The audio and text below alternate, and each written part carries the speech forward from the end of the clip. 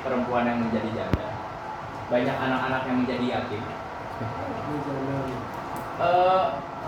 Nih, kalau misalnya kita ngomongin dampak, ini tertulis dalam hal ini diperkirakan ada 13.000 rakyat Sunda.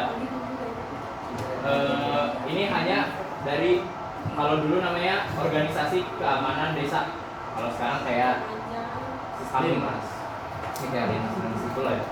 Itu 13.000 itu hanya dari sistem keamanan desa. Kita belum ngomongin tentara Indonesia. Kita belum ngomongin rakyat-rakyat yang sebenarnya tidak bersalah. Dampak sosialnya, udah pasti ya satu kematian. Kedua, pertumbuhan ekonomi itu terhalang. Balik lagi, mereka berkelompok bersenjata. Kelompok bersenjata. Melawan mereka itu enggak mudah. Ya, apalagi mereka dasarnya dari tentara Indonesia. Udah cukup, ngerti? Coba ulangi. Rory mau menyanggah? Aku mau nanya Pak. Mau nanya satu lagi lah Al, kasih Al. Apa tujuan utama dari pembentukan DITI? Tujuan utama mereka, tujuan utamanya, beneran tujuan utamanya, mereka ingin mendirikan negara sendiri yang berdasarkan syariat Islam 100%. Siap. Oke? Udah cukup ya? Bapak rasa cukup? Kasih tepuk tangan untuk Al ya. Dan yang sudah bertanya. Mas Pur. Silakan dicukupkan. Presentasi ini saya cukupkan. Terima kasih atas perhatiannya. Assalamualaikum warahmatullahi wabarakatuh. Waalaikumsalam. Oke, hebat ya, 5 pertanyaan bisa terjawab semua. Yang ngasih pertanyaan juga antara bagus atau tega gitu. Lumayan pertanyaannya susah gitu ya. Lumayan berpikir. Oke. Almas yang direkod.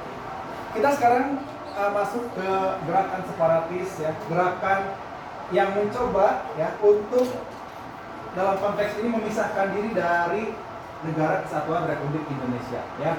Ini ada gerakan yang memang seperti dikenal di sekitar kita. Ini adalah gerakan yang terjadi di Jawa Barat ya. Selain terjadi di Jawa Barat, itu juga terjadi di luar daerah ya. Ini DITI yang di Jawa Barat ini adalah bisa dikatakan seperti pusat komandonya. Tapi kalian pernah tahu nggak, ternyata DITI ini tidak hanya terjadi di Jawa Barat, tapi dia juga terjadi pertama di Sumatera dulu ya. Di Sumatera ada di Aceh, pimpinan Daud Bere. Yang kedua terjadi di Sulawesi Selatan, pimpinannya Kahar Muzaffar. Yang ketiga ada di Kalimantan Selatan, pimpinan Ibnu Hajar, dan di Jawa Tengah pimpinan Amir Patah.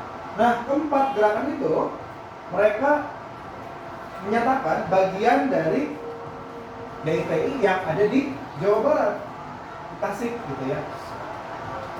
Nah, kenapa bisa muncul DITI ini? Pertama, ya, tadi seorang SM Kartosuwiro itu punya cita-cita lah ya. Dia punya visi bahwa tadi yang disebutkan oleh A, dia ingin mendirikan negara Islam gitu ya. Pak, kok pada akhirnya bisa bertahan lama? Kita lihat dulu konteksnya. Kenapa muncul DITI? Karena ada perjanjian Renville, di mana Jawa Barat itu harus menurut perjanjian Renville bahwa tentara ya, wilayah Indonesia itu pindah, itu hanya daerah Jogja ya, dan sebagian Sumatera. Maka dari itu ya, segala perangkat negara, contohnya apa, tentara deh, tentara Indonesia itu harus hijrah dari Jawa Barat ke Yogyakarta. Makanya nanti di Siliwangi itu melakukan long march ya, atau kita kenal dengan hijrah dari Jawa Barat ke Yogyakarta. Di mana hijrahnya? Jalan kaki ya. Bayangin dari Bandung jalan kaki ke Jogja. Kalian ini aja dari mana? Dari Burangkan jalan ke Subang lah, Tangkuban Parahu, gimana rasanya? Capek. Ditambah mereka mungkin di jalan harus sambil berperang menghadapi Belanda. Nah, ada sekelompok tentara yang tidak mau atau menolak untuk hijrah. Kalau misalkan mereka pindah, siapa yang akan menjaga wilayah Jawa Barat? Sedangkan bentuk perjuangan, kalian harus ingat, ada perjuangan secara diplomasi, ada secara perang, fisik. Mereka menolak pindah. Kalau misalkan Jawa Barat kosong, siapa yang mempertahankan? Jadi ada sekelompok tentara yang menolak pindah, yaitu Hizbullah dan Fisabilillah. Mereka menolak pindah. Ditambah wilayah itu adalah wilayah dari wilayah Belanda. Berarti mereka mendirikan pemerintahan di atas kedaulatan Belanda sebetulnya. Makanya nanti yang terjadi masalah ketika perjanjian Renville itu batal. Tentara Siliwangi kan pindah lagi ke Jawa Barat. Itu yang menjadi masalah. Mulai terjadi yang namanya kontak senjata. Dan perang itu bukan perang antara DITI dengan divisi Siliwangi aja, tapi terjadi perang segitiga. DITI, Belanda dan TNI gitu. Wah, sangat rumit situasinya. Ditambah ini berlangsung selama berapa? 13 tahun. Pemberontakan lain terjadi dalam waktu berapa tahun saja. PKI Madiun cuma berapa bulan ya. September mereka declare, Desember mereka sudah bisa dipadamkan. Ini 13 tahun. Kenapa? Kita lihat posisi geografinya. Ya. Kebanyakan dari DITI ini memang berlokasi di gunung. Ya. Susah untuk menjangkaunya. Nah, begitu. Kapan didirikannya? Ya setelah perjanjian Renville. Diproklamasikan itu tanggal 7 Agustus tahun 49. Sudah ada proklamasinya, sudah ada struktur militernya, sudah punya aturan sendiri. Nasibnya seperti apa tokoh-tokohnya? Bapak pernah baca salah satu ulasan di Metro TV tentang gerakan ini. Tokoh utamanya SK Kartosuwiryo tentu dieksekusi mati. Ditembak diperkirakan di daerah Pulau Seribu. Jadi akhirnya berhasil ditangkap tuh tahun 62 melalui operasi pagar betis, ya, dikepung dengan bagaimana caranya supaya pasukan-pasukan ini logistiknya terhenti. Mereka kan butuh makan ya, gimana caranya supaya mereka asupan makanannya, pasukan makanannya terhenti. Akhirnya mereka ketika ditemukan tuh kurus kering. Anaknya masih hidup, anak dari Kartosuwiryo. Diceritakan masuk ya. Nah, tapi kalau Kartosuwiryo dan hampir seluruh pemimpin dari gerakan-gerakan separatis ini pasti dieksekusi mati. Ada yang ditembak di tempat, ada yang diadili dulu sehingga bersalah. Nah, kalau Kartosuwiryo ini diadili oleh temannya sendiri. Bukan. Maksudnya gini, pada akhirnya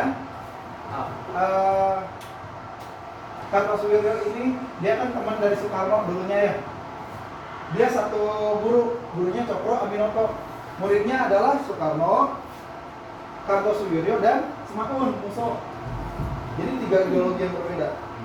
Nah, ketika beres nih pemberontakan ini akhirnya diadili, datanglah surat itu ke meja Soekarno.